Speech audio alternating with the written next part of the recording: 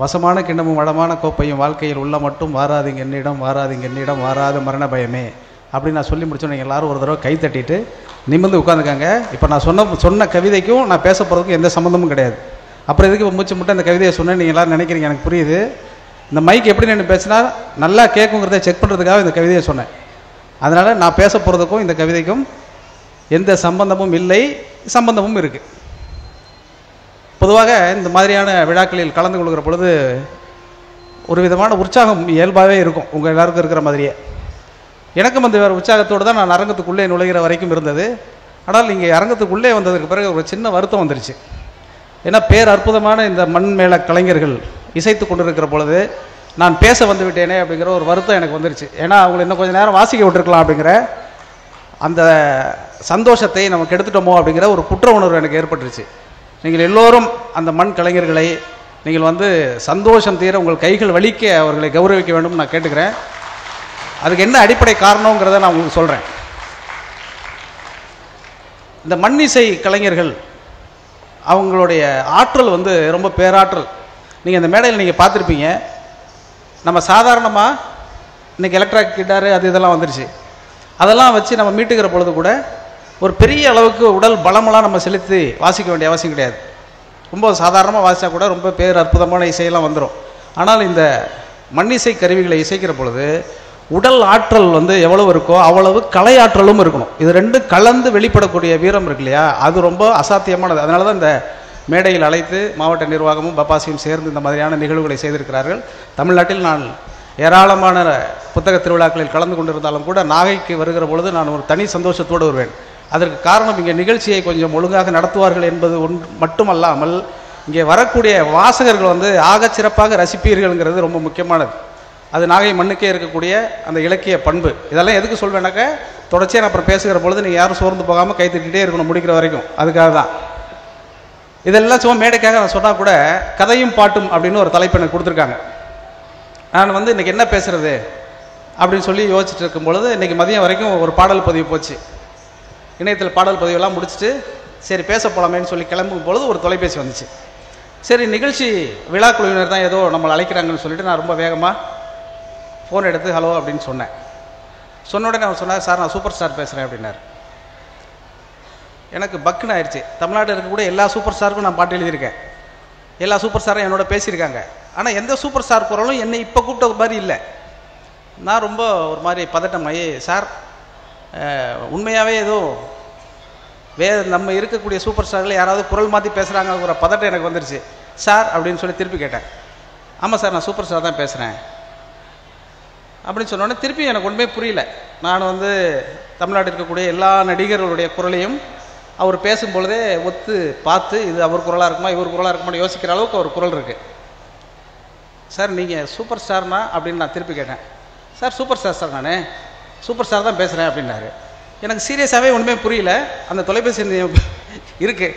நான் உடனே இல்லைங்க நீங்கள் சூப்பர் ஸ்டார் கூட இருக்கட்டும், இருந்தாலும் உங்களுக்கு ஒரு பேர் இருக்கும்ல அந்த பேர் சொல்லுங்க அப்படின்னோடனே, நான் மதுரையிலேருந்து ரமேஷ் பேசுகிறேன் சார், இன்னும் ஒரு 2 வருஷத்தில் நான் தான் தமிழ்நாட்டு சூப்பர் ஸ்டார் ஆக போகிறேன் அப்படின்னாரு.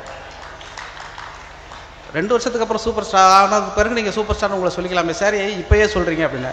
இல்லை சார் நீங்கள் நிறையா சூப்பர் ஸ்டாருக்கு பாட்டு எழுதிருக்கீங்க, இப்போ நான் உங்கள்கிட்ட சொல்கிறது எனக்கு நீங்கள் பாட்டு எழுதி நீங்கள் பெரிய பாடலாசிரியர் ஆயிடலாம், நான் சூப்பர் ஸ்டார் ஆகிட்டால் உங்கள் வாழ்க்கையே ரொம்ப எளிதாகிடும் சார், எனக்கு வர பணத்தில் உங்களுக்கு பாதி கொடுக்குறேன் அப்படின்னாரு. அவர் 2 வருஷத்துக்கு கழிச்சு சூப்பர் ஸ்டார் ஆக போகிறவர். சரி சார் இப்போ நீங்கள் ஏதாவது நடிச்சிருக்கீங்களா அப்படின்னா, நான் நடிக்கிற வாய்ப்பு கிட்ட தான் சார் உங்களுக்கு ஃபோன் பண்ணுறேன் அப்படின்னாரு. தயவுசெய்து ஃபோனை வைடா அப்படின்னு சொல்லிட்டு அவர் 2 வருஷத்துக்கு கழிச்சு நடித்து சூப்பர் ஸ்டார் ஆனதுக்கு பிறகு என் வாழ்க்கை செழிப்பாக இருக்கும் என்பதற்காக இன்றைக்கு ஒரு வாய்ப்பு கேட்குறவர் தன்னை சூப்பர் ஸ்டாராகவே நினைத்து கொண்டு பேசினாருங்கிறது இருக்கு இல்லையா, அந்த கலைஞனை நான் ரொம்ப மனதார ஒரு விதத்தில் பாராட்டுறேன். என்ன யோசிச்சு பாருங்களேன், நான் சூப்பர் ஸ்டார் ஆகிவிடுவேன் என்று அவன் நம்புகிறான் இல்லையா, அந்த நம்பிக்கைக்கா எங்கேருந்து என் நம்பரை பிடிச்சாரலாம் தெரில, இன்னும் எத்தனை தடவை எனக்கு ஃபோன் பண்ணி தொல்லை கொடுக்க போகிறாருன்னு தெரில. ஆனால் அந்த நம்பிக்கை ரொம்ப முக்கியமானது. என்னோட கதையும் என்னுடைய பாட்டும் இப்படி தான் இருக்குது. தினசரி இப்படி யாரேனும் ஒரு தம்பி, ஒரு தோழன், ஒரு ரசிகன், ஒரு கலைஞன், ஒரு கவிஞன் யாராவது இப்படி ஒன்று பேசி தன்னை பற்றி என்னிடத்தில் அறிமுகம் செய்து கொண்டு இப்படி செஞ்சுக்கிட்டே இருப்பாங்க. இதில் கதையும் பாட்டும் பற்றி என்ன பேசுகிறது அப்படின்னு யோசித்து பார்த்தால் நிறைய அற்புதமான செய்திகள் எல்லாம் இருக்குது. ஒரு புத்தக திருவிழா இன்னொன்று சொல்லப்போனால் தமிழ்நாடு அரசிற்கு நான் ரொம்ப மனமுவந்து ஊர்தோறும் ஒவ்வொரு மாவட்டம் தோறும் போய் நன்றி தெரிவித்துக் கொண்டே இருக்கிறேன். காரணம், இந்த சமூகத்தை ஒரு அறிவு சமூகமாக மாற்றுவதில் இந்த அரசு எடுத்துக்கொண்டிருக்கிற அக்கறை இருக்கிறது இல்லையா, அதை நாம் எல்லோரும் ஒரு முறை கைத்தட்டி நம்முடைய நன்றியை நாம் தெரிவிக்க வேண்டும். ஏன்னா ஏறக்குறைய இந்த 4 ஆண்டுகளாக எல்லா மாவட்டங்களிலும் புத்தக கண்காட்சிகள் நடத்தப்பட்டு கொண்டு இருக்கிறது.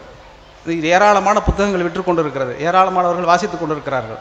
இது ஒரு பக்கம் நடந்து கொண்டே இருக்கிறது. நாம் நம்மை அறிவு சமூகமாக மாற்றிக்கொண்டே இருக்கிறோம். இன்னொரு பக்கத்தில் ஆணவ கொலைகளும் இந்த படிப்பறிவுக்கு சம்பந்தமில்லாத சில விஷயங்களும் நடந்து கொண்டே இருக்கிறது. இது நல்லா யோசிச்சு பாருங்கள். இந்த ரெண்டத்தையும் யோசித்து பார்த்தால் நாம் எந்த இடத்துல நிற்கிறோம் என்பதில் ஒரு சின்ன தடுமாற்றம் நமக்கே வருகிறது. நம்ம படிக்கிறோம், ஆனாலும் வாழ்க்கையில் அதையெல்லாம் பயன்படுத்துகிறோமா? நாம் படிக்கிறோம், அதெல்லாம் நம் வாழ்க்கைக்கு பயன்படுகிறதா? நாம் படிக்கிறோம், அதெல்லாம் நம்முடைய முன்னேற்றத்தை நோக்கி நகருகிறதா அப்படின்னு யோசிச்சு பார்த்தீங்கன்னா ரொம்ப ஒரு வெறுமை நம்ம எல்லோருக்குமே குடிகொண்டு விடும். அந்த அளவுக்கு தான் சமூகம் இருக்கிறது. ஆனாலும் நாம் படிக்காமல் இருக்க முடியுமா?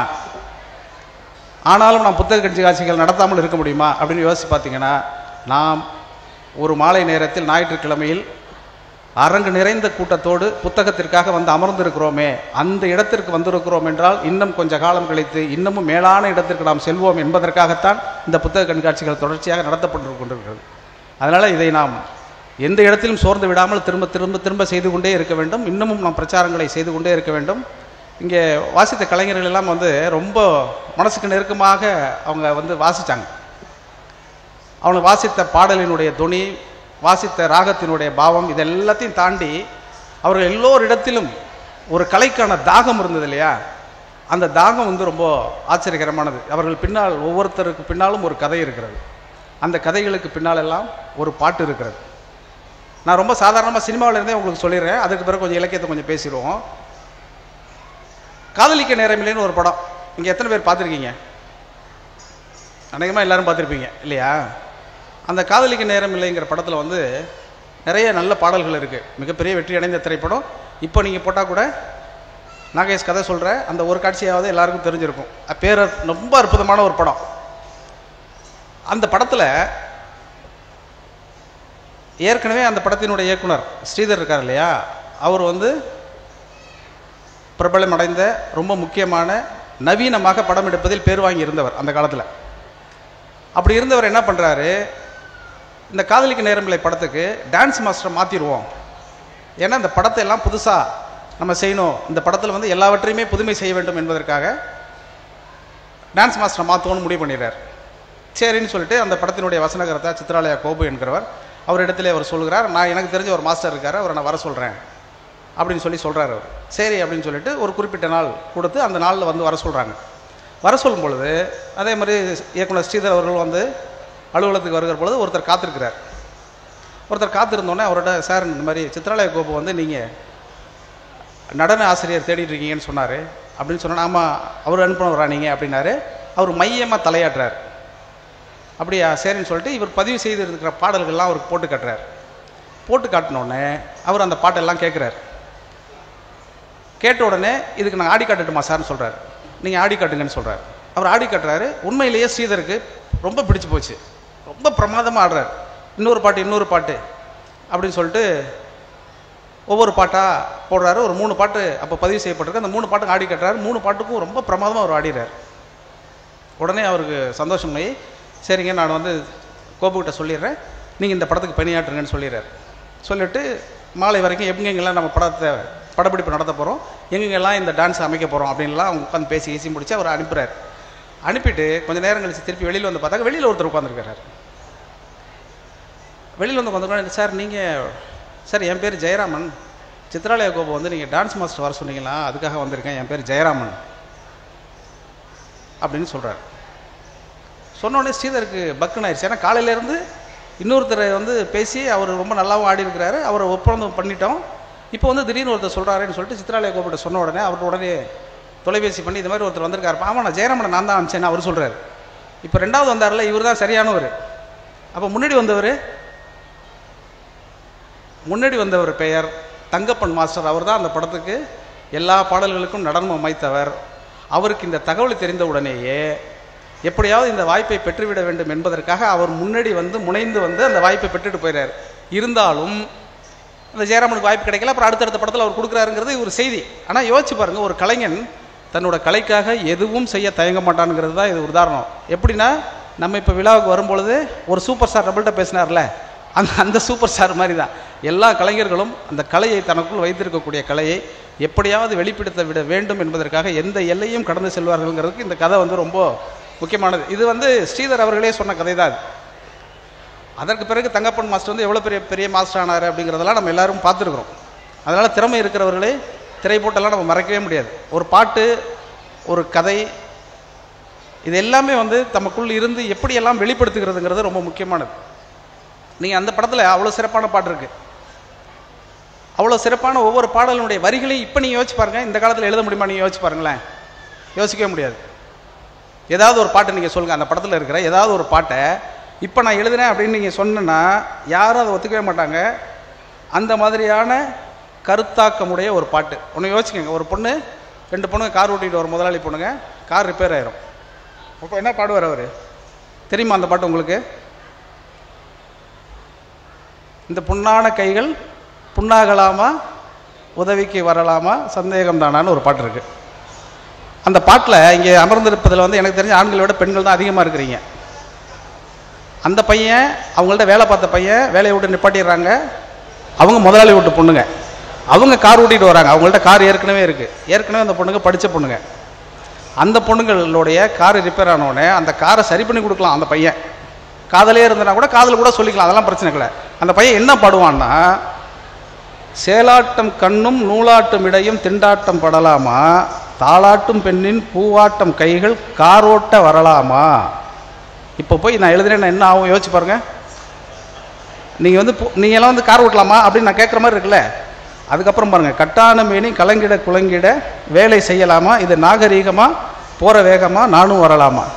ஏங்க, ஒரு பொண்ணு கார் ஓட்டினா அது நாகரிகமானு கேட்குற அளவுக்கு இருந்திருக்கு சமூகம். நீங்கள் யோசிச்சு பாருங்கள். ஆனால் இன்றைக்கு எதை நோக்கி நம்ம நகர்ந்துருக்கிறோம் பாருங்கள். அதை விட அடுத்த சரணம் இருக்கும், ஆடான படிப்பு நீ படித்தாலும் அதுக்கது துணை வேணும், கோடான கோடி பணம் இருந்தாலும் கும்பிட்டு விழ வேணும். நீ யோசிச்சு பாருங்க, ஒரு பொண்ணுக்கிட்ட எவ்வளோ செல்வம் இருந்தாலும் ஆணின் காலில் விழ வேண்டும்னு எழுதின ஒரு பாட்டு இருக்குது. ஆனால் அந்த படம் வந்து அந்த காலத்தில் மாடர்னான ஒரு படம். அன்றைக்கி வந்து எஸ்.எஸ். வாசன் அவர்கள் நடத்திய அந்த ஜெமினியில் மிக பிரமாதமாக பிரிண்ட் போட்ட ஒரு படம். அந்த பிரிண்ட்டுக்காகவே இந்தி பட தயாரிப்பாளர்கள்லாம் வந்து தமிழ்நாட்டில் பிரிண்ட் போட்டு போட ஒரு படம்.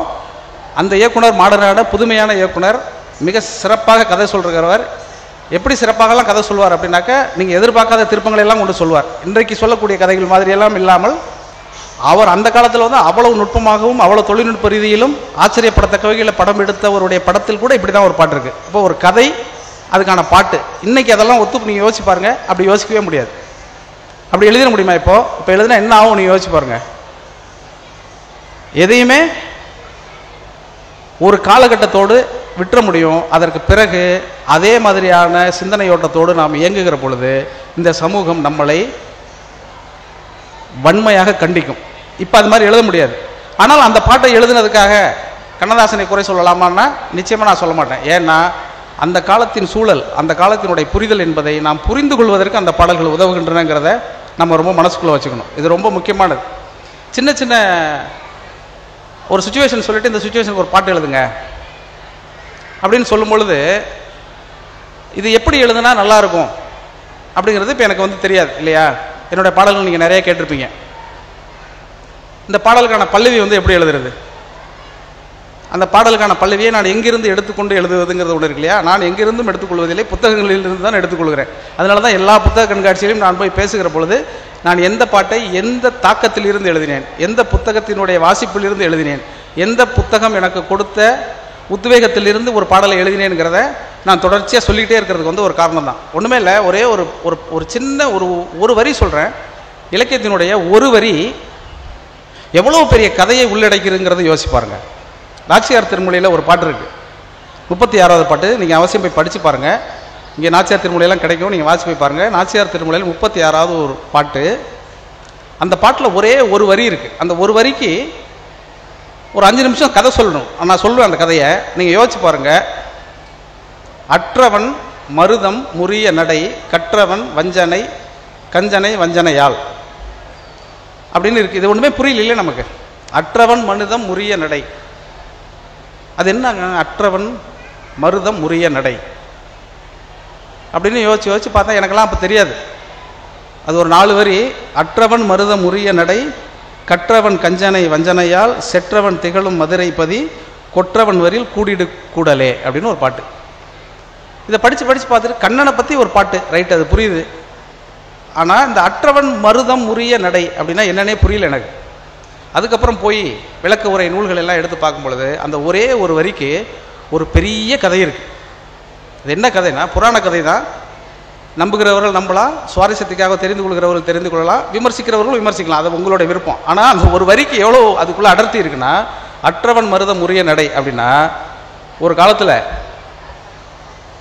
புராணத்தில் சொல்கிறது, ஒரு காலத்தில் குபேரனோட மகன்களாக இருந்த நலகூபனும் மணிக்கிரவன் 2 பேரும் என்ன பண்ணுறாங்க, வனத்தில் குடிச்சிட்டு பயங்கரமாக சேட்டையை பண்ணிகிட்டு இருக்காங்க. அந்த காலத்தில் அந்த லோகத்துலேயுமே டாஸ்மார்க்லாம் இருந்துச்சோ என்னமோ, ஃபுல்லாக குடிச்சிட்டு ஆடிட்டு இருந்திருக்கானுங்க. அந்த நேரத்தில் நாரதர் குறுக்க வந்திருக்கிறார். நாரதர் குறுக்க வந்த உடனே அப்போ வந்து இவர் ஒரு பெரியவர் வராரேன்னு சொல்லிட்டு மட்டு மரியாதைலாம் இல்லாமல் அவர் முன்னாடியே ஆடி இருக்கானுங்க. அங்கே ஒரு குளம் இருக்குது, அந்த குளத்தில் குளிச்சுட்டு ஆடி இருக்கிறாங்க. நாரதருக்கு பயங்கர கோவம் வந்துருச்சு. நாம் எப்படியே பேர் ஆள், நாம் வந்து அந்த காலத்தில் ஆளுநர் மாதிரி வாழ்ந்தவர், நம்மளையே பார்த்து இந்த பசங்க மதிக்க மாட்டேங்கிறான்னு சொல்லும்போது டென்ஷன் ஆகி வெளியிடப்பு செய்யலான்னு போகும்பொழுது அவர் திரும்பி பார்க்குறாரு. திரும்பி பார்த்தா அந்த பையனுங்க மேலும் அவமானப்படுத்தி தன்னுடைய ஆடையெல்லாம் அவிழ்த்து அவரை ரொம்ப கொச்சைப்படுத்தி அவமானப்படுத்துகிறாங்க. அவருக்கு ரொம்ப கோவம் வந்துடுது. கோவம் வந்தோடனே என்ன பண்ணுறாருன்னா, பொதுவாக முனிவர்களுக்கு கோவம் தான் என்ன பண்ணுவாங்க, சபிச்சிருவாங்க, அவ்வளோதானே, வேறு ஒன்றும் செய்ய முடியாது அவங்களால. உடனே சபிச்சிட்டார். என்ன சபிச்சிட்டாருன்னா, நீங்கள் 2 பேரும் மரமாக போங்கன்ட்டார். என்ன மரமாக போங்க? மருத மரமாக போங்கன்ட்டார். அவனுங்க அதுக்கப்புறம் குபேரன்ட்டெல்லாம் போய் பஞ்சாயத்துக்கு போய் அவரெல்லாம் கூட்டிகிட்டு வந்து மானவத்தில் இருக்க ஏனைய தேவர்கள் எல்லாம் கூப்பிட்டு வந்து பஞ்சாயத்தெல்லாம் பேசினா நாரதர் சொல்லிட்டாரு, இது என்னால் முடியாதுப்பா, சாபம் கொடுக்குற வர மட்டும்தான் என்கிட்ட இருக்குது, அதை போக்குற வர கண்ணன்ட்ட தான் இருக்குது. கண்ணன் எப்போ வராரோ அப்போ தான் இந்த சாபம் விடுதலை ஆகும், இந்த சாபத்தை வந்து மோட்சம் பெறும் அப்படின்னு சொல்லிட்டு போயிடுறாரு. இது என்னடா பண்ணுறதுன்னு அவருக்கு ஒன்றுமே புரியல. இப்படியே வெயிட் பண்ணிகிட்டே இருக்கிறாங்க. ஒரு கட்டத்தில் கண்ணன் யசோதைக்கு அவதரிக்கிறார், மகனாக அவதரிக்கிறார். அவர் சின்ன குழந்தையாக பிறக்கிறார். இப்படி தானே புராணத்தில் கதை சொல்லுவாங்க. உடனே ஒரு குழந்தைய பிறந்துட்டார். அந்த குழந்தைய பால் ஊட்டி சீர் ஊட்டி இப்படி வளர்த்துட்டு இருக்கும்போது அந்த குழந்தை ஏற்கனவே நலகூபன் மணி சுக்கிரவனோட ஓவராக சேட்டை பண்ணுற குழந்தை. அது கண்ட இடத்துலையும் ஓடும் ஓடியாரும் இந்த மாதிரிலாம் பண்ணிக்கிட்டே இருக்குது. அதனால் யசோதை என்ன பண்ணுறாங்கன்னா, கயிறு ஒன்று கட்டி முந்தானையில் கட்டி வச்சிடறாங்க, இல்லை தூணில் கட்டி வைக்கிறாங்க. இது கொஞ்சம் தூரம் இழுத்துட்டு ஓடுது, போக மாட்டேங்குது. அப்போ ஒரு கட்டத்தில் என்ன பண்ணிடுறாங்க, அந்த அம்மா நம்ம வேலையும் பார்க்க முடியல, கொஞ்சம் நேரம் படுத்தாலும் டார்ச்சர் பண்ணுது, அதனால் என்ன பண்ணுவோம், ஒரு உரல் வெயிட்டான ஒரு உரலில் கட்டி வச்சுருவோம் அப்படின்னு சொல்லிட்டு அந்த கைத்தால் உரலில் கட்டி இடுப்பில் வச்சிடுறாங்க. இந்த குழந்தை நடந்து பார்த்தது என்ன பண்ணுது, இழுத்துக்கிட்டே போகுது. இழுத்துகிட்டே போய் 2 மரம் இருக்குது, அந்த மரத்துக்கு இடையில உள்ளே பூந்துருக்கு. உள்ளே பூந்தோடனே இங்கே தான் உரல் கட்டியிருக்குல்ல, இந்த உரல் பட்ட உடனே கண்ணன் கைப்பட்டு அந்த மரத்தில் மேலே பட்ட உடனே அவங்க விமர்சனம் ஆகி அந்த மரம் 2ம் மறுபடியும் நலகூபன் மணிக்கிரவனாக மாறிடுறாங்க அப்படின்னு சொல்கிற கதை இது. இவ்வளோ பெரிய கதையை அற்றவன் மருதம் முறிய நடை, கற்றவன் கஞ்சனை வஞ்சனையால், செற்றவன் திகழும் மதுரை எம்பதி, கொற்றவன் வரின் கூடிடு கூடலேன்னு முடிச்சிட்டாங்க. இந்த 4 வரியை தெரிந்தால் இதில் வந்து 4 கதை இருக்குது. இந்த 4 கதையும் சொல்கிறதுக்கு நேரம் இல்லை. இது எதுக்கு சொல்கிறேன்னா, ஒரு சின்ன வரியை நம்ம படித்தால் கூட அந்த வரியிலிருந்து நாம் வேறு வேறு வேறு வேறு விஷயங்களை நோக்கி நகர்ந்துக்கிட்டே இருக்க முடியுங்கிறதுக்காக சொல்கிறேன். அப்படி படிப்புங்கிறது வந்து அதுதான் ரொம்ப முக்கியமானது. நம்ம படிக்கிறதுங்கிறது சாதாரணமாக படிச்சுட்டு கடந்து போகிறதுங்கிறதே கிடையாது. ஆனால் அந்த ஒரு வரிக்குள்ளே ஏதாவது நமக்கு ஒரு புது செய்தி கிடச்சிரும், ஒரு புது விஷயம் கிடச்சிரும், அதை நோக்கி நாம் நகர்ந்து கொண்டே இருப்போம். இங்கே எல்லோரும் இவ்வளோ பெண்கள் அமர்ந்துருக்கிறீங்க. ஐம்படை தாலி அப்படின்னு கேள்விப்பட்டிருக்கீங்களா? தாலி எல்லார் காலத்திலையும் கட்டியிருக்கீங்க.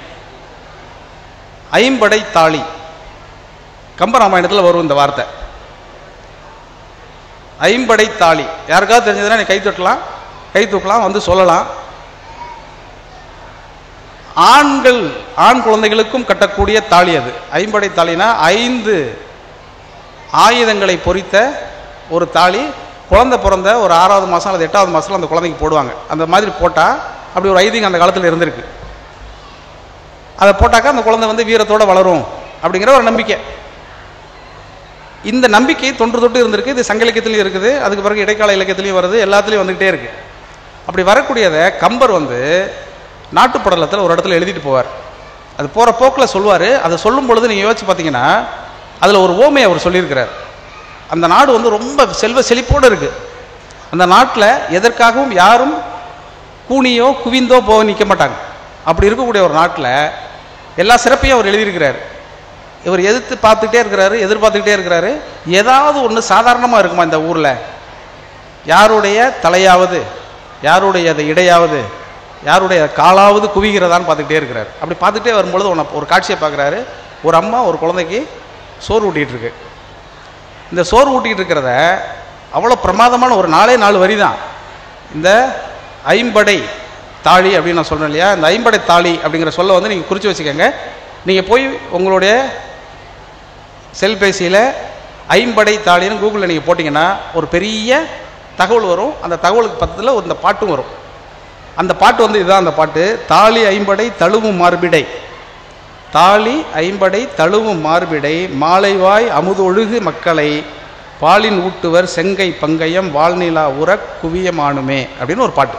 இப்போ தனித்தனியாக சொல்லி பாருங்கள். தாலி ஐம்படை தழுவும் மார்பிடை.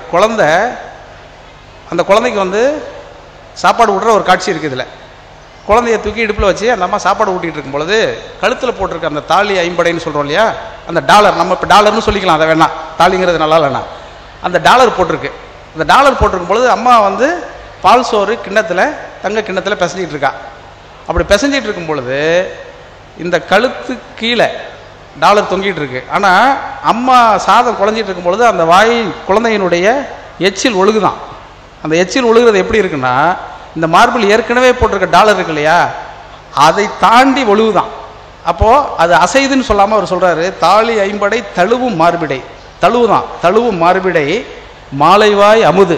குழந்தைங்களுக்கு பொதுவாக தாய்க்கு குழந்தையோட எச்சில் வந்து அமுது இல்லையா, அமுது ஒழுகு மக்களை, பாலின் ஊட்டுவர், இதெல்லாம் சொல்லிட்டு வந்துட்டார். பாலை ஊட்டுறாலாம். எப்படி ஊட்டுறாலாம், சாதத்தை குழஞ்சி நல்லா மசிச்சு கையில் எடுத்து கொண்டு போய் வாய்கிட்ட கொண்டு போகிறான். அப்படி கொண்டு போகும்பொழுது அவள் கை வந்து குவியுது. இப்படி தானே ஊட்டணும், குழந்தைங்க அப்படியே ஊட்ட முடியாதுல்ல, அப்படி எடுத்து இப்படி ஊட்டுறா. இப்படி ஊட்டும் பொழுது இந்த கை இப்படி விரியுது. கை வந்து தாமரை மாதிரி இருக்குல்ல. ஏன் அந்த கை குவியுதுன்னா, குழந்தையோட முகம் நிலா மாதிரி இருக்கான். நிலவை பார்த்தா தாமரை குவியத்தானே செய்யும். அதுக்கு தான் அவர் சொல்கிறாரு, பாலின் ஊட்டுவர் செங்கை பங்கயம், வாழ்நிலா உற குவிய நானுமே. ஒரு சாதாரணம் தான் அது, தாமரை கைன்னு அவர் சொல்லிட்டாரு. நான் தாமரைன்னு சொன்னோன்னே அடுத்தது அவர் சூரியனை சொல்ல போகிறாரு.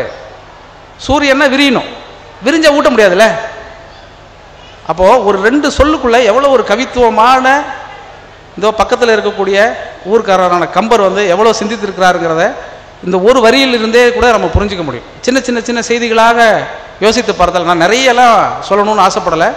ஒரு வரி, இந்த ஐம்படை தாழி, இதை புரிஞ்சுக்கங்க. அற்றவன் மருதம் முறிய நடை, இது 2. அதுக்கப்புறம் வந்து அந்த பாட்டு, நீங்கள் அந்த சினிமா பாட்டு, உங்கள் பொன்னான கைகள் புண்ணாகலாமான்னு யோசிச்சுக்கோங்க. இப்படியெல்லாம் எதுக்கு நான் சொல்லிகிட்டே வரேன் அப்படின்னு சொன்னாக்க, நான் பாட்டு எழுதும் பொழுது இந்த மாதிரி நிறைய சிக்கல் வரும். ஜெயம் கொண்டான்னு சொல்லிட்டு ஒரு திரைப்படம் வந்துச்சு, நீங்கள் எல்லோரும் பார்த்துருக்கீங்களா? எல்லோரும் கை தூக்குறதே தெரியுது, நீங்கள் எல்லோரும் பார்த்துருக்கீங்கன்னு. அந்த ஜெயங்கொண்டானில் அந்த படத்தினுடைய இயக்குனர் வந்து கண்ணன் அப்படின்னு சொல்லிட்டு ஒருவர், என்னுடைய நண்பர். அவர் என் வீட்டுக்கு பக்கத்தில் தான் இருந்தார். அவருக்கு புதுசாக படம் கிடைச்ச உடனே ரொம்ப சந்தோஷமாக வந்து என்கிட்ட வாழ்த்தெல்லாம் பெற்றுட்டு, நீங்கள் என் படத்துக்கு பாட்டு எழுதணும் சார் சொன்னார். அந்த படத்துக்கு இசையமைப்பாளர் வந்து வித்யாசாகர். அவரை பற்றி உங்களுக்கு தெரிஞ்சிருக்கும், காணொலியில் நிறைய நீங்கள் பேர் கேட்டிருப்பீங்க. அவரை பற்றி நான் பேசின பேச்சு நிறையா இருக்கும். அவர் தான் இசை. அந்த படத்தை தயாரித்தது வந்து யாருன்னா சத்யஜோதி ஃபிலிம்ஸ் அப்படின்னு சொல்லிட்டு, சத்யஜோதி தியாகராஜன் சொல்லிட்டு, இப்போ கூட தலைவன் ஒரு படம் வந்திருக்குல்ல, அந்த படம் தயாரித்தவங்க அவங்க தான். நிறைய படங்கள், நல்ல படங்கள், பாலுமகேந்திராவோட படங்கள், நிறைய இதயம் மாதிரியான படங்கள், பாலுமகேந்திரா படங்கள், மணிரத்னத்துடைய படம், இப்படி நிறைய அவங்க தயாரிச்சிருக்கிறாங்க. ரொம்ப முக்கியமான தயாரிப்பாளர். அவங்களுக்கு இது மாதிரி அவர் படம் கிடச்ச உடனே என்கிட்ட வந்து கண்ணன் சொன்னார், நான் இந்த மாதிரி அந்த கம்பெனிக்கு படம் பண்ண போகிறேன் அப்படின்னு சொன்னோன்னே எனக்கு ரொம்ப சந்தோஷம் அப்படின்னு சொல்லிட்டு கம்போசிங் போயிட்டோம். கம்போசிங் போனோடனே சுச்சுவேஷன் சொல்லுங்கள் அப்படின்னு டைரக்டர்கிட்ட இசையமைப்பாளர் சொல்கிறார். டைரக்டர் வந்து என்ன சொல்கிறாருன்னா, ஒன்றும் வித்தியாசமான சுச்சுவேஷன்லாம் ஒன்றும் இல்லை சார், அவன் மனசுக்குள்ளே ஒரு லவ் இருக்குது, அவளும் வந்து லவ் ஒத்துக்கிறா, அதை சொல்கிறா அப்படின்ட்டார். லவ் பண்ணுறேன்னு சொல்கிறாளா அப்படின்னு சொல்கிறார். ஆமாம் லவ் பண்ணுறேன்னு சொல்கிறாரு அப்படின்னா இவ்வளோ தான் சொல்லுவாங்க. இது எப்படி எழுதுவது? நீங்கள் யோசிச்சு பாருங்கள். இவர் லவ்வில் இருக்கார், அந்த பொண்ணு வந்து லவ் சொல்லிடுச்சு, இந்த இடத்துல பாட்டு, இதுக்கு எப்படி எழுதுறது?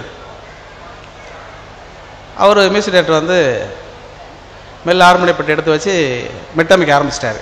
நான் யோசிச்சு பார்த்துட்டு, சார் இன்னொரு தடவை சொல்லுங்கள் சுச்சுவேஷன் கேட்டேன். நமக்கு தெரியலனாக்க பதில் தெரியாத கேள்வின்னு வச்சுக்கோங்களேன், திருப்பி கேள்வியை கேட்போம் தெரியுமா, அது மாதிரி திருப்பி சுச்சுவேஷன் சொல்லுங்கள் அப்படின்னு சொன்னால் அவர் திருப்பி சுச்சுவேஷன் நல்லா சொன்னார். சொல்லி முடிச்சோன்னே எனக்கு எதுவுமே பிடிபடலை. ஏன்னா எங்கே ஆரம்பிக்கிறதே தெரில. என் மீதும் உனக்கு காதல் இருக்குது, இல்லை உன் மீதும் எனக்கு காதல் இருக்குது, இப்படியெல்லாம் சொல்ல முடியாதுல்ல. அப்போ நான் என்ன பண்ணிட்டேன்னா, சங்க இலக்கியத்தில் ஒரு பாட்டு இருக்குது. அந்த பாட்டெல்லாம் நான் இங்கே ஓப்பன் பண்ண மாட்டேன், அதை பற்றிலாம் சொல்ல வேணாம்னு நினைக்கிறேன். ஏன்னா தொடர்ச்சி அப்படி பேசிட்டு போகும்போது சில பேர் எனக்கு ஃபோன் பண்ணி சொல்கிறாங்க, சார் எல்லா ரகசியத்தையும் நீங்கள் சொல்லிட்டீங்கன்னாக்க இன்னும் கொஞ்சம் காலத்துக்கு அப்புறம் உங்களை யாருமே எழுத கூட மாட்டாங்களா சார், இந்த ரகசியத்தெல்லாம் தெரிஞ்சவங்க எழுதிடுவாங்களே சார் சொன்னாங்க. அதுக்காக தான் நான் சொல்கிறேன், நான் சொல்லியிருக்கிறேன். அதனால் இந்த பாட்டுக்கு நான் ஏன் சொல்லலை அப்படின்னு சொன்னால், இந்த பாட்டு விஷுவலோடு நீங்கள் பார்க்கும்பொழுது அதில் ஒரு கருத்து இருக்குது. அதை நான் சொல்லிட்டேன்னா அந்த சுவாரஸ்யம் உங்களுக்கு போயிருங்கிறதுக்காக அவனை சொல்லலை. அது என்ன சுவாரஸ்யம்னு நீங்கள் கண்டுபிடிச்சிருவாங்க. அடுத்த வருஷம் இதே இடத்துக்கு திருப்பி நம்ம தோழர் உதயகுமார் கூப்பிடுவார். அப்போ வந்து அந்த பாட்டுடைய விளக்கத்தில் நான் சொல்லிடுறேன். அந்த பாட்டு வந்து என்னென்னா, நான் வரைந்து வைத்த சூரியன் ஒளிருகின்றதே, நான் வரைந்து வைத்த சூரியன் ஒளிருகின்றதே, நான் நடந்து சென்ற மணல்வெளி மலருகின்றதே, நான் புறத்து நின்ற காக்கைகள் மயில்களானது, என் தலை நுனைத்த மழைத்துளி அமுதமானது அப்படின்னு எழுதி கொடுத்தேன். உடனே வித்யாசாகர் வந்து எப்போ எந்த நியூஸ் பேப்பரை கொடுத்தா கூட 5 நிமிஷத்தில் டியூன் போட்டுருவார். அவர் பேர் அற்புதமான இசையமைப்பாளர். அவர் டக்குன்னு உடனே நான் வரைந்து வைத்த சூரியன் ஒளிருகின்றதே அப்படின்ட்டாரு. சார் அடுத்த வரை, நான் நடந்து சென்ற மணல்வெளி மலருகின்றதே, நான் துரத்தி நின்ற காக்கைகள் மயில்களானதே, என் தலை நினைத்த மழை துளி அமுதமானதேன்னு முடிச்சுட்டு தானான நானே நானேன்னு முடிச்சிட்டாரு. எனக்கு ஒன்றுமே புரியல. நம்ம எழுதி கொடுத்ததோட நிப்பாட்டி இருந்தாருன்னா முடிஞ்சிருச்சு பாட்டு. மேலே 2 வரி போட்டார்ல, எனக்கு என்னன்னு தெரியல, எனக்கு மூச்சு வாங்கிருச்சு. நான் மூச்சு வாங்குறத வெளிக்கட்டாமல் சொன்னேன், நீ இழுத்து விட்ட மூச்சிலே இசை கசிந்ததேன்ட்டேன். ஏன்னா நம்ம விட்ட மூச்சு அது, ஏன்னா நமக்கு தெரியலங்கிறதுனால. அவரோட இழுத்து விட்ட மூச்சிலே இசை கசிந்தது, ஒரு இசையமைப்பாளன் இதை விட எப்படிப்பா கௌரவிக்க முடியும்னு சொல்லிட்டு, உன்னை தவிர தமிழ்நாட்டில் எந்த கம்பௌண்டும் கண்ணதாசன் கிடையாதுன்னு சொல்லிட்டு சரணத்தை நான் போட்டுறேன் எழுதிட்டாரு. சார் சரணம் வேணால் நாளைக்கு வச்சுக்கலாம் சார் அப்படின்னேன். அப்போ இன்னொரு பாட்டுக்கு வேறு கம்போசிங் போக வேண்டியது. அவர் இல்லை எழுதிடுவோம்ப்பா, நீ உற்சாகமாக இருக்கா எழுதிடு அப்படின்ட்டாரு. அதுக்கப்புறம் ஒரு சந்தம் போட்டார் அவர். அந்த சந்தம் வந்து திருப்புகழ் சந்தம்.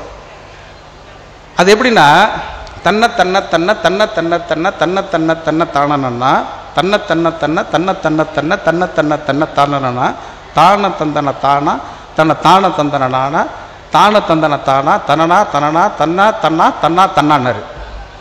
ஏதாவது புரியுதா? இப்போ நான் சொன்னோன்னே உங்களுக்கு புரிஞ்சிடும். நீங்கள் எல்லாருமே இப்போ உடனே கை தட்டிடாதீங்க, சொல்லி முடிச்ச பிறகு கை தட்டுங்க. தன்ன தன்ன தன்ன தன்ன தன்ன தன்ன தன்ன தன்ன தன்ன தானனா, ஜன்னல் கம்பி உந்தன் கைகள் பட்டு பட்டு வெள்ளி கம்பி என்று ஆகியதே, தன்ன தன்ன தன்ன தன்ன தன்ன தன்ன தன்ன தன்ன தன்ன தானனா. நான் உடனே சொன்னேன், கம்பஞ்சக்கை உந்தன் கண்கள் தொட்டு தொட்டு தங்கச் சிற்பம் என ஆகியதே, தான தந்தன தானா தான தந்தன தானா தான தந்தன தானா தன்னா தன்னா தன்னா தன்னா. நான் வந்து யோசித்தேன், சார் இன்னொரு தடவை வாசிங்க சார் அப்படின்னேன்.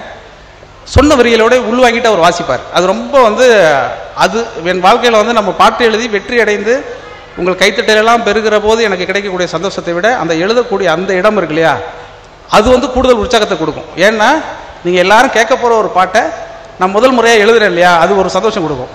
நான் உடனே சொன்னேன், ஜன்னல் கம்பி உந்தன் கைகள் தொட்டு தொட்டு தங்க கம்பி என்று ஆகியது, கம்பஞ்சக்கை உந்தன் கண்கள் தொட்டு தொட்டு தங்க சிற்பம் என ஆகியது.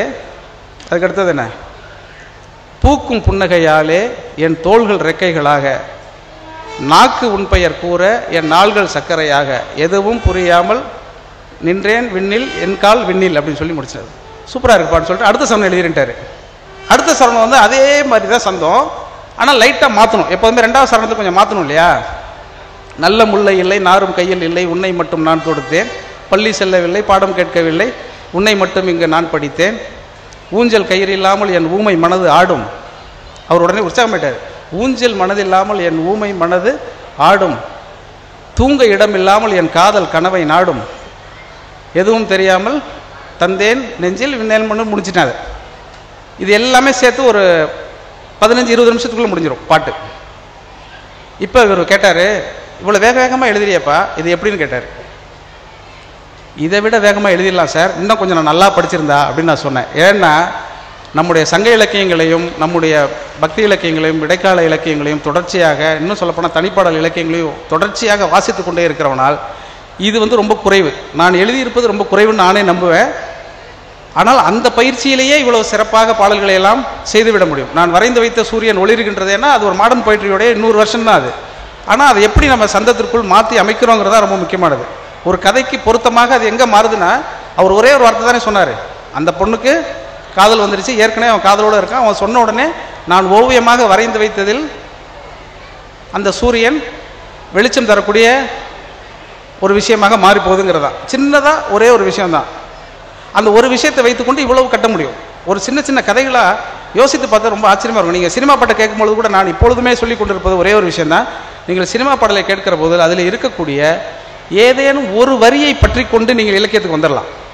ஏன்னா தமிழ் இலக்கியத்தில் அது நிறைய பேர் தமிழ் இலக்கியத்தினுடைய திரைப்பாடல்களை, இலக்கியத்திலிருந்து வருகிறவர்கள் திரைப்பாடல்களை எப்படி பார்க்குறாங்கிறது எனக்கு தெரியல. ஆனால் யோசிச்சு பார்த்தா ஒரு சின்ன வரியை கூட எங்கிருந்தேன்னு ஒரு சரடு புரித்து தான் வந்துக்கிட்டே இருக்க முடியும். என்ன சொல்லப்போனால் ஒரு சாதாரண ஒரு பாட்டு எவ்வளோ ஒரு பழம்பாட்டு ஒரு நவீன கவிதையில் எப்படி வருதுன்னு பாருங்களேன். இப்போ யோசிச்சு பாருங்கள். இப்போ நம்ம கவிஞர் சுகுமாரன் ஒரு கவிதை எழுதியிருக்கிறார். அந்த கவிதை ஒரு 15 வருஷம் ஆச்சுன்னு நினைக்கிறேன், 20 வருஷம் இருக்கும் அது. அந்த கவிதை படித்தோடனே எனக்கு வேறு எந்த உலகத்தில் இருக்கக்கூடிய மாடர்ன் பொயிட்ரியோடையும் அதை ஒப்பிட தோணலை. உடனே அது திருமூலரோட திருமந்திரத்தோடு நான் ஒப்பிட்டு பார்த்தேன். அது ரொம்ப ஆச்சரியமாக இருக்கும். அந்த கவிதையை நான் சொல்லிவிட்டு அதுக்கப்புறம் திருமந்திரம் எங்கே இருக்குன்னு நான் சொல்கிறேன். திருமந்திரத்தில் எங்கே அந்த பாட்டு இருக்குங்கிறத உங்களுக்கு சொல்கிறேன். அந்த கவிதையை முதல் கேளுங்க. ஒருவர் வாய்ப்பிழப்பார், ஒருவன் வாய்ப்பிழப்பான்னு வச்சுக்கோங்க. ஒருவன் வாய்ப்பிழப்பான், ஊர் கூடும், ஊர் கூடும் ஒப்பாரி வைக்கும், சுரண்டி சுரண்டி சிந்தி சுவரில் இழியும் சலியில் துக்கம் எல்லாம் கலந்து போகும். இதுதான் அந்த கவிதை. இந்த கவிதைக்கும் என்ன சார் நீங்கள் சொல்கிற திருமந்திரத்துக்கு சம்மந்தம் இருக்குது அப்படின்னு சொன்னால், இதே அவர் என்ன சொல்கிறாரு, திருமூலர் ஊரினை ஊரெல்லாம் கூடி ஒழிக்க அழுதிட்டு, ஊரெல்லாம் கூடி ஒழிக்க அழுதிட்டு, பேரினை நீக்கி பிணமென்று பேரிட்டு, சூறையங்காட்டிடை கொண்டு போய் சுட்டிட்டு, நீரில் முழுகி நினைப்பொழிந்தார்களே. இன்னொரு தடவை சொல்கிறேன், நல்லா கேளுங்க.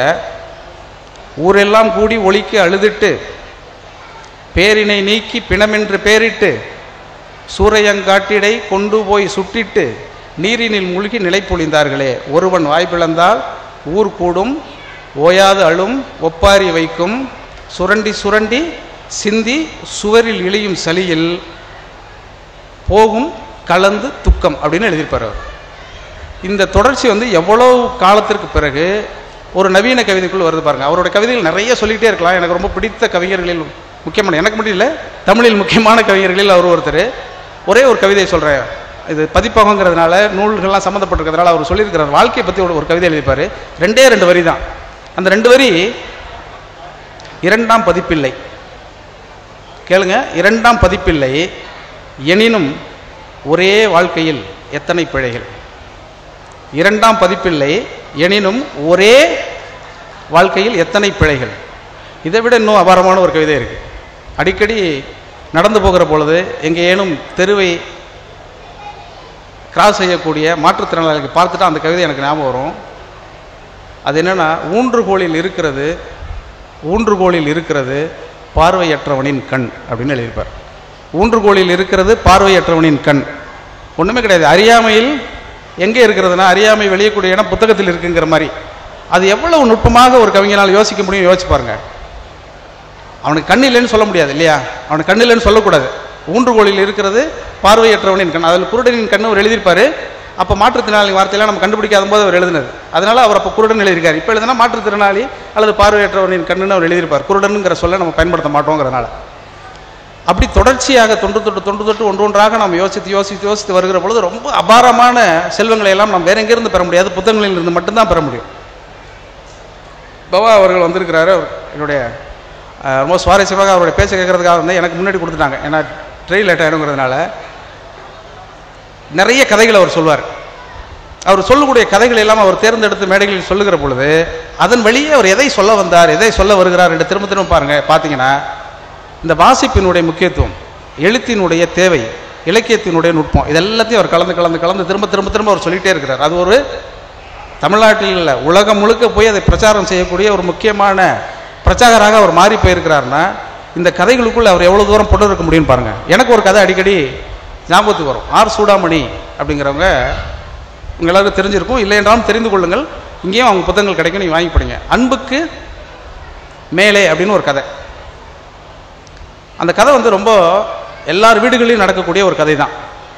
ஆனால் அந்த கதையை அவங்க எங்கே கொண்டு போய் ஒரு ஆணும் பெண்ணும் இணைந்து வாழ்வதற்கு எது முக்கியங்கிறதா அந்த கதை. ரொம்ப சுவாரஸ்யமாக இருக்கும் அந்த கதை. மாணிக்கம்னு ஒருத்தருங்க, அவர் ஆஃபீஸ்லேருந்து ரிட்டையர்ட் ஆகிடுவார். அவர் கூட ஒர்க் பண்ணிட்டு இருக்கிற ஸ்டெனோகிராஃபரே கல்யாணம் பண்ணியிருப்பார். அவங்க சர்வீஸ்லேருந்து ரிட்டையர்ட் ஆகிறதுக்கு இன்னும் ஒரு 4 வருஷம் ஆகும். இவர் முன்னாடியே ரிட்டையர் ஆகிட்டு வீட்டில் இருக்கிறார். இப்போ அவர் ரிட்டையர் ஆன பிறகு அவருக்கு என்ன செய்கிறதுனே தெரியல. கொஞ்சம் புத்தகம் வாசிக்கிறவர், அப்பப்போ புத்தகம் வாசிப்பார். புத்தகம் வாசிக்கும் போது நினைப்பார், பேசாமல் நம்ம எழுத்தாளன் ஆயிருந்தால் ரிட்டையர்ட் ஆகாமல் இருந்திருக்கலாமே அப்படின்னு நினைப்பார். எழுத்தாளர் எழுத ஆரம்பிக்கும் போதே ரிட்டையர்ட் ஆயிடுவாங்கிறது அவருக்கு தெரியல. அந்த மாணிக்கத்துக்கு அந்த கதையில் கொஞ்சம் படித்து பார்ப்பார், ஒன்றும் சரியாக வராது, அப்புறம் விட்டுருவார். இப்படி ஒரு நாளாக போயிட்டுருக்கும், 2 மாதமாக போயிட்டுருக்கும். அந்த கணவன் மனைவிக்கிட்டே ரொம்ப அந்யோன்யம் இருக்கும். இந்த அம்மா வேலைக்கு கிளம்புகிற பொழுதே அவருக்கு எல்லாமே செஞ்சு வச்சுட்டு ஃப்ளாஸ்கில் டீ எல்லாம் போட்டு வச்சுட்டு யார் வந்தால் என்னென்ன செய்யணும்லாம் சொல்லி கொடுத்துட்டு அதுக்கப்புறம் கிளம்புவாங்க. அப்படி தானே பெண்கள் வேலைக்கு கிளம்ப முடியும். அந்த அக்காலாம் தலையை ஆடுறத பார்த்தா தெரியுது வீட்டுக்குள்ளே என்னென்ன பாடுபடுதுன்னு. அதே மாதிரி வேலைக்கு கிளம்பி போயிட்டு வர்றது. சாயங்காலமாக அந்த அம்மா வருவாங்க. வந்த பிறகு ஏனைய கடமைகளை செய்வாங்க. இவர் வீட்டில் இருக்கிறார்.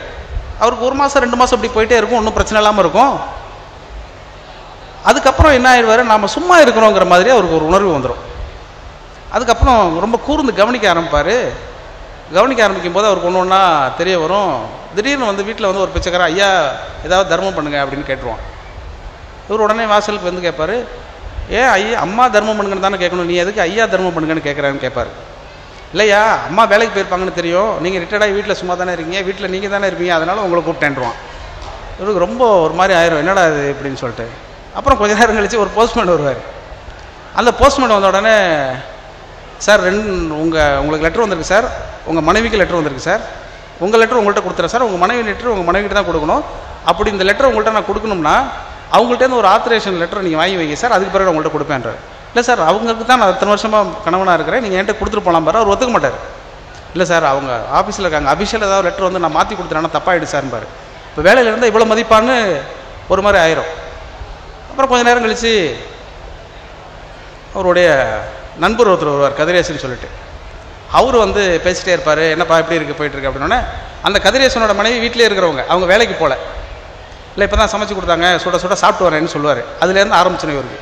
நம்ம மனைவி வீட்டில் இருந்தால் சுட சுட நமக்கு சமைச்சு கொடுத்துருப்பாளேங்கிற மாதிரியெல்லாம் இயல்பாக இருக்கும் அந்த உரையாடல். சில உரையாடல்கள் நான் மாற்றி சொல்கிறேன், நான் படித்து ரொம்ப வருஷம் ஆச்சு அந்த கதை. ஆனால் அந்த கதை எனக்கு மனசுக்குள்ளே தங்கி போன ஒரு கதை. அப்புறம் வந்து சாயங்காலம் இன்றைக்கி கோயில் திருவிழா இருக்கேன், நீ வாயேன் அப்படின்னு அந்த கதிரேசன் சொல்லுவார். உடனே சரிங்க நானும் வரேன், மனைவி வந்துவிட்டோம், வந்தோடனே நாங்கள் 2 பேர் வரோம் அப்படின்னு சொன்னோன்னே மனைவி அது மாதிரி அன்னைக்குன்னு பார்த்து கொஞ்சம் லேட்டாக வந்துடுவாங்க. லேட்டாக வந்தோடனே அவர் கேட்பார், இன்றைக்கி சாயங்காலம் பாட்டு கச்சேரின்னு கதிரேசன் வந்து சொல்லிட்டு போனாமா நம்ம போயிட்டு வரலாமா அப்படின்னு கேட்டோன்னே கண்டிப்பாக போகலாங்கன்றாங்க. ஏன்னா அந்த அம்மா இவர் மனசு நோகாமல் நடந்துக்குவாங்க. ஆனால் வந்ததே 7 மணிக்கு, ரொம்ப தாமதமாகவும் உடல் சோர்வாக இருக்கிறாங்க, முகம்லாம் பார்த்தா வாடி இருக்குது. அதனால் அவர் சொல்கிறார் ஆஃபீஸில் நிறைய வேலையா அப்படின்னோடனே அவங்க காலையிலேருந்து வேலை பார்த்துட்டு சாயங்காலம் வந்தாலும் ஒரே ஆஃபீஸுங்கிறதுனால அந்த ஆஃபீஸில் நடந்த மொத்த விஷயத்தை இவர்கிட்ட சொல்லிட்டு தான் அடுத்த வேலைக்கே போவாங்க. அது மாதிரி சொல்லி முடிச்சோன்னே அவருக்கே ரொம்ப சங்கடமாயும், இல்லைம்மா நீ பரவாயில்ல ரொம்ப டயர்டாக இருக்க, நான் மட்டும் போயிட்டு வரேன் அப்படின்னு சொன்னால் சரி போங்க அப்படின்னு சொல்லி அவங்க அனுப்பிச்சிடுவாங்க. அனுப்பிச்சிட்டு இவர் போய் பாட்டு கச்சேரிக்கு முடிச்சுட்டு வருவார். பாட்டு கச்சேரி முடிச்சுட்டு வந்த பிறகு என்ன பண்ணுவார், இவருக்கு மன சோர்வாயிரும், அவங்கள்ட்ட சரியாக பேச மாட்டார். நம்ம என்ன தான் வேணான்னு சொன்னால் கூட நான் வரேன்னு சொல்லி வந்திருக்கணும்ல அப்படின்னு இவருக்கு தோணும். சும்மா இருந்தால் இதெல்லாம் தோணும், வேலை பார்த்தா எதுவும் தோணியிருக்காது, சும்மா இருந்தோன்னு இப்படி தோணிடும். அப்புறம் அவர் அதை கேட்கலாமா வேணாமான்னு அவருக்கு தயக்கம் வரும், கேட்க மாட்டார். மறுநாள் நாள் காலையில் அந்த அம்மா வழக்கம் போல் ஆஃபீஸ் கிளம்பி போவாங்க. கிளம்பி போகிறதுக்கு முன்னாடி ஒரு செய்தியை சொல்லிட்டு போவாங்க. இந்த செய்தியை அவரையும் நீங்கள் பண்ணிவிடுங்க அப்படின்னு சொல்லிட்டு என்ன சொல்லுவாங்கன்னா, அவங்க வீட்டில் வந்து சில தச்சு வேலைகள்லாம் இருக்கும். அந்த வேலைக்கு பக்கத்தில் வந்து ஒரு தச்சர் இருக்கார், அவர்கிட்ட போய் கொஞ்சம் பணத்தை கொடுத்து நீங்கள் வந்து இதை சரி பண்ணிவிடுங்க அப்படின்னு சொல்லுவாங்க. சரின்னு இவர் சொல்லுவார். இவருக்கு ரொம்ப குற்ற உணர்வாக என்ன பண்ணிடுவார், அன்றைக்கி அவங்க வேலைக்கு போனோன்னே வீட்டில் ஒட்டடையெல்லாம் அவர் அடிக்க ஆரம்பிச்சிடுவார். எதாவது நம்ம வந்து வீட்டில் செய்யணும், சும்மா இருக்கக்கூடாது அப்படின்ட்டு அவருக்கே தோணி வீட்டில் முட்டையை அடிச்சுட்டு அந்த தச்சர்கிட்ட போவார். தச்சர்கிட்ட போன உடனே அவர் உட்கார வச்சு, சரி சார் அதெல்லாம் பண்ணிடலாம் சார், ஒன்றும் பிரச்சனை இல்லை சார் அப்படின்னு சொல்லிட்டு ஜூஸில் வாங்கி கொடுப்பாரு. ஏன்ப்பா எனக்கு ஜூஸ் அதெல்லாம் ஒன்றும் வேணாம். இல்லை சார் நீங்கள் வீட்லேயும் உங்களுக்கு போட்டு கொடுக்க ஆள் இல்லை, சும்மா தானே இருக்கீங்க, அதெல்லாம் வந்திருக்கீங்க அப்படின்னு சொன்னோன்னே, என்னப்பா எங்கே போனாலும் இப்படியே சொல்கிறாங்கன்னு சொல்லிட்டு இவருக்கு ரொம்ப சங்கடமாயிரும். அன்றைக்கி சாயங்காலம் வந்த உடனே தயங்கி மனைவிட்ட சொல்லுவார். மனைவி பேர் லலிதா. லலிதா, நான் ஒன்று கேட்பேன். இல்லை நீங்கள் ஒரு 4 மாதமாக வேலையை விட்டு வந்ததுலேருந்து 1 மாதத்துக்கு அப்புறமாவே நீங்கள் ஏதோ சொல்ல வரீங்கன்னு எனக்கு தெரியுது, ஆனால் என்ன சொல்கிறீங்க அது உங்கள் வாயாலே சொல்லணுங்கிறதுக்காக நான் விட்டுட்டேங்கன்னு இந்த அம்மா சொல்லுவாங்க. பெண்கள் எப்போதும் நுட்பமாக சொல்லிடுவாங்க, கண்டுபிடிச்சிருவாங்கல்ல. அவருடனே சில தயங்கி, இல்லை கதிரேசன் வந்திருந்தான், இது இப்போ பேசிக்கிட்டு இருந்தோம், இந்த நேரத்துலலாம் சொல்லுவார். இந்த நேற்று நடந்த சம்பவத்தெல்லாம் சொல்லி முடிப்பார். சொல்லி முடித்தோடனே, ரொம்ப நல்ல விஷயந்தான், என்ன நினைக்கிறீங்க நீங்கள்? இல்லை நீ வேலைக்கு போய் தான் ஆகணுமா அப்படின்னு கேட்டுருவார். நம்ம அமைதியாக இருக்கும். இல்லை நீ வேலையை போவேனான்னு சொல்லிட்டாக்க என் மேலே இருக்கிற அன்பு போயிடுமா என்ன அப்படின்னு கேட்பார். அது ரொம்ப முக்கியமான வார்த்தை இல்லையா? அந்த அம்மா ஒரு பதில் சொல்லும், வேலைக்கு போகலன்னா அன்பு போகாது, அன்பு மட்டும் போகாது, அப்புறம் என்ன போகும்? சம்பளம் போயிடும், மதிப்பு போயிடும்னு அந்த அம்மா சொல்லிவிடும். ஒரு கணவன் மனைவிக்கு இடையே அன்பு மட்டும் போதாது, இருவருக்கும் இடையே மதிப்பு வேண்டும் என்பதை சூடாமணியை தவிர வேறு யாரும் எழுதியதாக எனக்கு தெரில. ரொம்ப நுட்பமாக எழுதியிருப்பாங்க. ரொம்ப சாதாரணமான உரைநடை தான், சாதாரணமான உரையாடல் தான் 2 பேருக்கும் இடையில நடக்கும். அன்பு மட்டும் போகாது அப்படின்னு சொல்லி முடிப்பாங்க அந்த கதையை. இந்த கதையை படிச்சுட்டு இதுக்கு தகுந்த மாதிரி ஒரு சினிமா பாட்டு என்ன இருக்கும் அப்படின்னு நான் யோசிப்பேன். நான் பொதுவாக இலக்கியத்திலேருந்து ஏதாவது ஒரு கதையை படிச்சுட்டா இந்த சுச்சுவேஷனுக்கு யாராவது பழைய பாட்டு எழுதியிருக்காங்களான்னு சொல்லிட்டு திருப்பி எடுத்து செக் பண்ணி பார்ப்பேன். பழைய பாட்டெல்லாம் திருப்பி கேட்கும்பொழுது இதே மாதிரி, அதாவது சினிமாவுக்கு சம்மந்தம் இல்லாமல் வெளியில் இருக்கக்கூடிய ஒரு கதையை அந்த பாட்டோடு அந்த கதையை பொருத்தி பார்க்கறது இருக்கு இல்லையா, அது எனக்கு இயல்பான ஒரு விளையாட்டு மாதிரி எனக்கு பிடிக்கும். அப்படி பார்க்கும் பொழுது ஒரு அற்புதமான பாட்டு இருக்குது. அந்த மாணிக்கத்தினுடைய மனநிலையிலேருந்து இந்த பாட்டை நீங்கள் யோசிச்சு பாருங்கள். அதற்கு பிறகு மறாவது நாள்லேருந்து மாணிக்கம் வந்து அந்த அம்மா வேலைக்கு அனுமதிச்சிருவார் அப்படிங்கிறது இருக்குது. உன் கண்ணில் நீர் விளைந்தால் என் நெஞ்சில் உதிரம் கொட்டுதடி, என் கண்ணின் பாவை என்றோ எனதுயிர் நின்னதென்றோங்கிற இந்த பாட்டை நீங்கள் வீட்டில் போய் மொத்தமாக கேட்டு பாருங்கள். இந்த பாட்டு அப்படியே பொருந்தினது. ஒரு ஆணும் பெண்ணும் இணைந்து வாழக்கூடிய அந்த வாழ்க்கையில் 1000 ஆழம் விழுதுகள் போல் உறவு 1000 வந்தும் என்ன வேறென நீர் இருந்தால் நான் வீழ்ந்து விடாது இருப்பேன் ஒரு ஆண் வந்து யோசிக்கிறான்னா அந்த யோசனை வந்து எங்கிருந்து வருது? இதெல்லாத்தையும் தாண்டி அந்த பாட்டிலோட இறுதியில் 2 வரி வைப்பார். அந்த இடம் தான் கண்ணதாசன். என் வேதனை யார் அறிவார், உன்னை போல் தெய்வம் ஒன்றே அறியும். தெய்வம் போல் நீயும் அறியும் சொல்லலை, உன்னை போல் தெய்வம் ஒன்றறியும் அப்படின்னு சொல்லி அவர் முடிச்சுறார். சின்ன சந்தம் தான். தெய்வம் போல் என்ன, உன்னை போல் ஒரு இடத்துல ஒரு வார்த்தை சேர்க்கும் பொழுது அதோடைய அர்த்தமும் அதோடைய பாவமும் அதோடைய துணியும் மொத்தமுமே மாறிடுது இல்லையா? இது சினிமா பாட்டில் நீங்கள் திரும்ப திரும்ப திரும்ப திரும்ப கேட்கும் பொழுது உங்களை அறியாமலே உங்களுக்குள்ள ஒரு ஆச்சரியத்தை ஏற்படுத்தி கொண்டே இருக்குங்கிறது வந்து நான் சொல்லி உங்களுக்கு தெரிய வேண்டியதில்லை. நிறைய அது மாதிரி சொல்லிகிட்டே போகலாம், நேரம் நிறைய இல்லை. பவா அவர்கள் வந்து நீண்ட சொற்பொழி வாழ்றதுக்கு ரெடியாக இருக்கிறாரு, அதனால் அவர்கள் தான் நானும் வந்திருக்கிறேன். இந்த ஊரெல்லாம் கூடி ஒலிக்க அழுதிட்டு பேரினை நீக்கி, இந்த கவிதையை மட்டும் நான் சொல்லிவிட்டு நான் முடிச்சுக்கிறேன்னு நினைக்கிறேன். ஊரெல்லாம் கூடி ஒழுக்க அழுதிட்டு பேரினை நீக்கி பிணமென்று பேரிட்டு சூரையங்காட்டில் கொண்டு போய் சுட்டிட்டு நீரில் மூழ்கி நினைப்பொழிந்தார்களேங்கிற இந்த கவிதையை நீங்கள் வச்சுக்கிட்டு உங்களுடைய ஃபேஸ்புக்கில் உங்களோட சோஷியல் மீடியாக்களில் 4-5 நாட்களாக பரவி கொண்டிருக்கக்கூடிய அந்த கவின் என்கிற அந்த புகைப்படத்தை நீங்கள் பார்த்தீர்கள் என்றால் இந்த பாட்டு உங்களுக்குள் ஏதோ ஒன்றை செய்யுங்கிறத நீங்களே உணர்வீர்கள். இந்த வாழ்க்கையினுடைய கதையும் இந்த பாட்டும் இவ்வளவுதான். ஊரெல்லாம் கூடி ஒலிக்க அழுதிட்டு, ஊரெல்லாம் கூடி ஒலிக்க அழுதிட்டு பேரினை நீக்கி பிணமென்று பேரிட்டு சூரையங்காட்டி போய் சுட்டிட்டு நீரினில் மூழ்கி நினைப்பொழிந்தார்களே அப்படின்னு ஒரு இந்த இந்த திருமந்திரத்தில் இருக்கக்கூடிய இந்த பாட்டோடு நிகழ்கால சூழலை, நிகழ்கால அரசியலை, நிகழ்கால பிளவுகளை, நிகழ்கால பிறழ்வுகளை எல்லாம் நீங்கள் யோசித்தால் இந்த இலக்கியம் எவ்வளவு தேவை, எவ்வளவு முக்கியம் என்பது உங்களுக்கே விளங்கும். இன்னும் நிறைய சொல்லிக்கொண்டே இருக்கலாம், நேரம் அனுமதிக்கவில்லை என்பதனால் இறுதியாக என் குலம் என்றுனை தன்னிடம் ஒட்டிய மக்கள் பெருங்கடல் பார்த்து மகிழ்ச்சி கொள், அறிவை விரிவு செய் அகண்டமாக்கு, விசால பார்வையால் விழுங்கு மக்களை மானிட சமுத்திரம் நான் என்று கூவு. நன்றி, வணக்கம்.